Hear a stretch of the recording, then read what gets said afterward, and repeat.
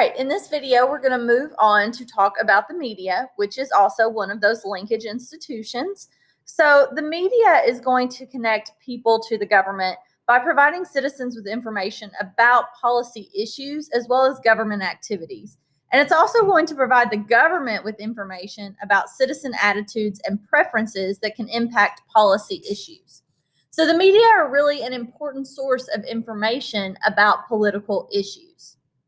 So first, we have the news media. So this is generally probably what you think of when you think of media. So it's this broad term that includes newspapers, magazines, radio, television, internet sources, blogs, and social media that post and cover the most important events. Okay, so anywhere that you get your news or information, in this case specifically about the government, would be considered news media.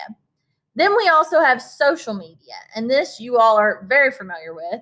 These are forms of electronic communication that enable users to create and share content or to participate in social networking. So things like Facebook, Twitter, TikTok, Instagram, that is all social media, as you know. And obviously, this has been a really big development during the 21st century and has been part of our democracy because it allows that communication between political figures and citizens. Politicians can speak directly to constituents and vice versa.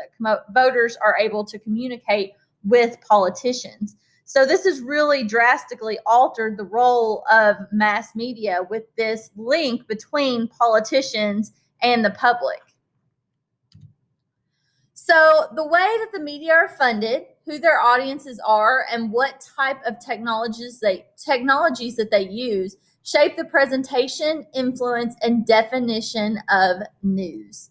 So today, there is a decrease in newspaper readership and increase in that use of social media. And there's more divisive language as well as political talk shows. So at one point in history, people got their news from the newspaper. Now you get your news just by opening up an app on your phone, okay? You will often find links or some sort of political commentary on social media. There is a lot of divisive language, okay? So some polarization between different sides, as well as those political talk shows where commentators will weigh in on the government and on policy issues and other events that are happening. The internet and modern communication provide the ability to report on and transmit news more quickly and cheaper than ever. So we essentially have news at our fingertips 24/7. So what is the power of the news media? So what is their major role? So first, the news media has the agenda setting role, where the media highlight which issues are worthy of coverage and worthy of the public's attention. Okay, so with this agenda setting, the media is essentially serving as a gatekeeper. They're selecting which issues and stories become part of public perception. The issues that the media covers frequently and more prominently are going to be perceived as being most significant to citizens or to the voters. So three key functions of the media is that they survey and report on political events and outcomes. They interpret those events to the public, and then they educate citizens on what is happening within the government. So again, with that agenda setting role, they get to kind of pick and choose what stories that the public is going to pay the most attention to. All right, so we know that the media has changed over time. We've gone from newspapers to what is now social media. So let's talk a little bit about how that has evolved over time. So let's start with print media. So during those ratification debates, so when they're ratifying the Constitution, the Federalist Papers and those Brutus essays are going to be shared with the public through newspapers. So the proposed Constitution is going to spur a flood of those editorials, so those two papers that are for and against newspapers, and that's going to really become the forefront of American life. So it's going to introduce those competing views for and against the Constitution to the public. So the press is playing that major role in those ratification debates, with the proponents and opponents making their cases.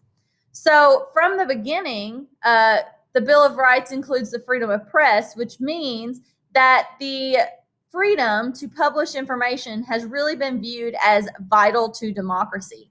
So before the Constitution is ever ratified, you see the role of print media and how important it is. And then when it is ratified and the Bill of Rights is added, we have the freedom of press. And obviously, that's a big part of American democracy. All right, next, let's talk a little bit about how the media goes mass. So the cost to produce newspapers is actually going to fall in the 1830s with cheaper methods of printing. So when that happens, readership is going to grow. Okay, so we started out during the ratification debates. Newspapers are going to become much more prominent during those 1800s. The penny press was an example of mass media. So mass media are sources of entertainment that are designed to reach large audiences. So in this case, the newspaper, designed to meet large audiences of people. So let's talk about journalists as investigators. So the telegraph was created and allowed news to travel instantaneously over distances. The Associated Press then created a wire service, which is an organization that gathers news and offers it for sale to other media outlets. So oftentimes, even today, you'll see maybe articles in the newspaper or posted somewhere online that is from the Associated Press. So other media outlets can purchase those stories and run them. Okay, so that wire service. The 19th century also saw a new approach of investigative journalism, in which journalists and reporters act as detectives and dig into stories rather than simply covering speeches and opinions of political leaders. So when news really kind of got started, there was this pressure to accurately report the news without offending any portion of the audience or by taking any kind of partisan sides. So this is where professional journalists are really going to adhere to accepted standards for accuracy and professional norms. But then over time, journalists are really going to start to dig into stories. They're not just going to cover kind of the fluff of speeches or the opinions of political leaders. So journalists are going to use investigative journalism to expose wrongdoing and shape public opinion in support of regulating business and reducing corruption in government. Okay, so this is where journalists are really going to start to play a role in sort of the regulation of government, keeping them in check, making sure that the public is aware of what is happening within our government. So direct to Americans' homes. So we know that technological advances during the 20th century are going to bring political figures directly into American homes. So it's not just the newspaper anymore or the radio, it's going to be on TV. So radio and television outlets are examples of broadcast media. So this is going to, again, bring news stories and content directly into people's homes. So people are going to be able to learn about the news while doing other things, and mass media is going to become a shared experience. So we go from newspapers to radio to TV. So people are going to be able to see these politicians on TV, hear them, feel connected or linked to the government in that way. All right, and finally, we have new media. So this is what we're looking at today. So this is going to refer to all of the various digital platforms through which individuals receive, share, and produce content. So modern media includes various forms of information outlets, from newspapers and magazines to radio, TV, internet, and other sources, and that provide information and programming content to a broad segment of society.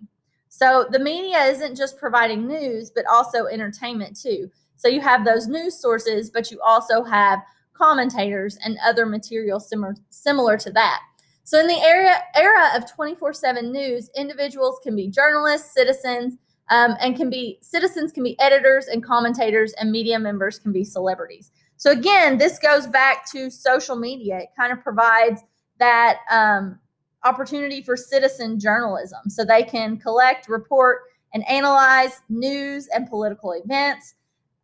So social media and citizen journalism can kind of increase diversity in news sources. But again, we have to be wary of citizen journalism as well, because they might not have that same responsibility to be accurate that actual journalists do.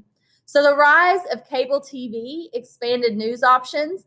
And as we know, the internet has increased them even further. Okay. So social media, again, has transformed political information during the 21st century. So some of the mainstream media that we see now, we have different news networks, social media platforms, internet news sources. We have those cable news channels, some of which present strongly partisan views in order to compete for viewership and advertising. Okay, then you have those partisan news sites that are trying to appeal to consumers with particular ideologies or beliefs. So that's all part of the media that we are consuming today. All right, and that's where we're going to stop with this video.